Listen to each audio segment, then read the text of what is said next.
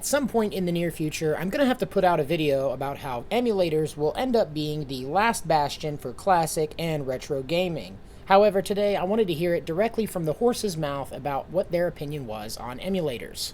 Quote, "To begin with, are emulators illegal or not? This is a point often debated.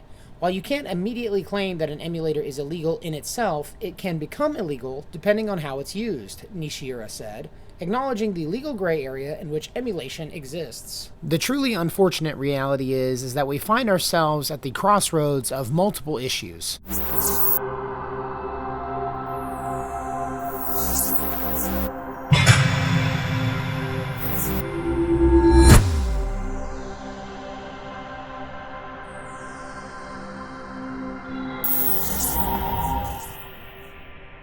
Hello fellow travelers and welcome to the Hard Light Network. Alrighty guys, today we are continuing our theme of talking about Nintendo and their legal exploits by covering their official stance on emulators. At some point in the near future, I'm going to have to put out a video about how emulators will end up being the last bastion for classic and retro gaming. However, today I wanted to hear it directly from the horse's mouth about what their opinion was on emulators. Given the recent legal decision that netted Nintendo another win in the legal battlefield, I wanted to see exactly where their mindset was. Thankfully, we have that in today's article, but before we get into it guys, I wanted to ask you to hit that like button if you liked the video, subscribe so you don't miss out on any of the content we've got coming up for you guys in the future, and also leave a comment below with your thoughts on the issue. Of course, if you're looking to support the channel in other ways, there are super thanks and memberships options down below. Feel free to join the channel if you want access to unique perks and exclusive content that you can't find anywhere else. But without any further ado, let's get into today's reading. Today's article comes to us from none other than CBR.com and is entitled,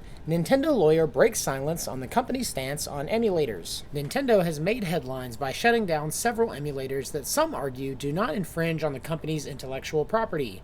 Now, a Nintendo lawyer has explained the company's stance and approach regarding emulators, and the answer is nuanced, if a bit unclear. Nintendo has become known as a notoriously litigious company, initiating legal action against whoever they may believe is infringing on their intellectual property. One of the hot-button issues has been the company's takedown of well-regarded emulators, which has drawn the ire of many retro gaming enthusiasts. Per Den Feminico Gamer via Automaton, a legal representative for Nintendo explained Nintendo's reasoning for pursuing legal action and the legislative framework that allows them to do so. Patent attorney and deputy general manager of Nintendo's intellectual property department, Koji Nishira, recently joined a lecture on, quote, "the importance of intellectual property rights in the gaming industry," hosted by Japan's Association of Copyright for Computer Software, ACCS, at Tokyo Esports Festa 2025. Quote, "To begin with, are emulators illegal or not? This is a point often debated. While you can't immediately claim that an emulator is illegal in itself, it can become illegal depending on how it's used," Nishira said, acknowledging the legal gray area in which emulation exists. Many believe that creating and running emulators in themselves, separate from game software, is legally permissible. This is ostensibly true due to the precedent set by Sony v. Kinetics, which dictated that copying a system's BIOS is legal. However, Nishira explained that if an emulator copies any software from a game device, it will violate Nintendo's copyright. This could mean game mechanics that work in tandem with the system, such as gyroscopic or touch controls. He also said that if an emulator bypasses security measures, it would be in violation of Japan's, quote, "Unfair Competition Prevention Act." Nishira noted that the reason why Nintendo has filed a plethora of lawsuits against Switch emulators, such as Yuzu and Ryujinix, is because they disabled the system's security and, therefore, contravened copyright law. Another example was downloading pirated games through an emulator utilizing a, quote, "Reach app." These Reach apps are present on many jailbroken systems, such as the PlayStation Vita. A darling of the homebrew and jailbreaking community, once correctly set up, players can easily access the entirety of the PlayStation Store, with all region variants of the available games being cataloged. Nishira also stated that the sale and distribution of pirated software has a negative effect on developers and Nintendo partners.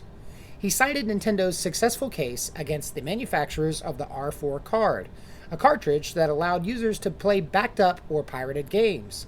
As many as 50 developers joined the lawsuit in 2009, leading to a ban on sales in the United Kingdom in 2010 and a final import ban in Japan in 2012. So, as it stands, according to the article at least, Nintendo has every legal right to take down emulators if they break certain laws. The issue is, are these emulators actually breaking the laws, and how do you come to determine that without going through the court system? That would be why Nintendo has devoted so many resources specifically to legal battles, and why I genuinely believe that they will never stop suing people regardless of the actions they're actually taking. The truly unfortunate reality is that we find ourselves at the crossroads of multiple issues. On the one hand, you have massive bloated companies that have more resources than sense and aren't interested in the slightest in creating unique or thoughtful experiences, when they would much rather just sell you a remaster, bank on your nostalgia, and sell you old rope for new money. More than that, they refuse to sell us access to the original content that we loved so much, even though there are plenty of people who would pay good money to play games from their childhood. And before we get into the weeds of the issue, because it's not the focus of this video, no, remasters and remakes are not the same as releasing old content for new hardware.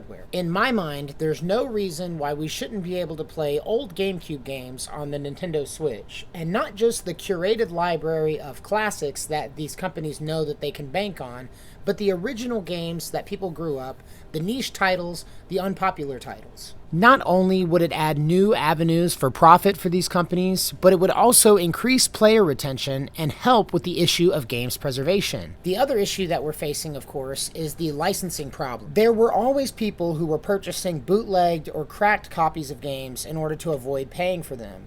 But more and more lately, I've personally been seeing lots of people pirating games because they don't want to be forced to pay again for a license that they've already purchased once. The games as a service vocabulary is so predatory as a business practice that most people don't realize the heavy implications until it's too late. This mindset from developer has led to a motto in the pirating community: if purchasing games isn't owning, piracy isn't stealing. Gamers are tired of being wrung out for every cent in order to play unsatisfying and uncreative titles. And in order to prevent people from going back and playing games that they already know that they enjoy, companies are intentionally shrinking the market of available retro games and classic titles. Nintendo has begun to pass off every threat to their bottom line as a threat to the gaming industry as a whole, and other companies are following suit because they see the profitability in it. These companies are going out of their way to turn retro gamers from collectors into scavengers picking at the bones of a once thriving medium. And because of that fact, scalpers and dishonest companies have jumped on that, artificially increasing the price, and are making a mint while these companies make nothing. Personally, I still have access to retro hardware. I still have my GameCube, my Nintendo 64, my PlayStation 2, my Xbox 360, etc., etc.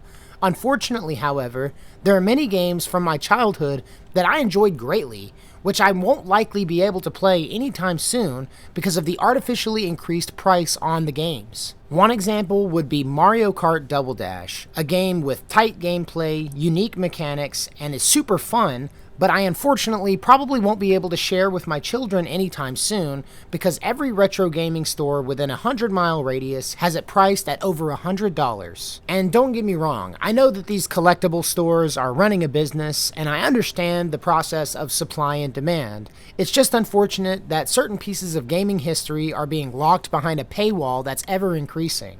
Sooner or later, retro gaming is going to become a rich man's game if we don't retain access to emulators. And of course, companies like Nintendo and Sony are going out of their way to attack anyone who's developing such emulators to maintain accessibility for these games. It's unfortunate to have to say, but honestly, you guys should go out and acquire as many different emulators, get as many ROMs as possible, and acquire as many physical copies of games as you can before it's too late. Because the way that the industry is going, it looks like that the people destroying gaming itself are going to be the leaders of the gaming industry themselves. But that's going to do it for this video, guys. Thank you so much to everybody who has watched up to this point. If you liked the video, hit that like button and hit the comment section on your way out, leaving your thoughts below. Also, don't forget to subscribe so you don't miss out on any of the content that I've got coming up for you guys in the future. Gaming has been in a pretty dark place these recent years, and all of the remasters and remakes in the world can't make up up for it. The way that the industry is trending is overwhelmingly negative, and your ability to purchase and play games is slowly shrinking. These companies are becoming larger and larger, and games are becoming more bloated and less creative in order to capitalize on the success of others. Like I've said, there's a lot of work left to be done, and as always, thank you guys for watching. If you liked the video, leave a like, and until next time,